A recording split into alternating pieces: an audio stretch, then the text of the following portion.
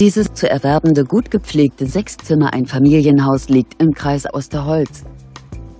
Das im Jahr 1995 erbaute Haus wird über eine Gaszentralheizung beheizt. Es hat 5 Schlafzimmer, ein Badezimmer und eine Gästetoilette.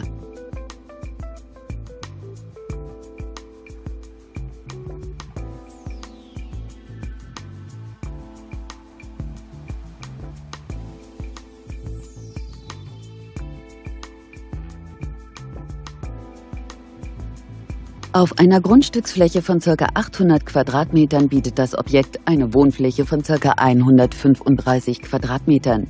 Der Kaufpreis des Gebäudes beläuft sich auf 314.000 €. Wir freuen uns auf Ihre Anfrage per Telefon oder via Internet.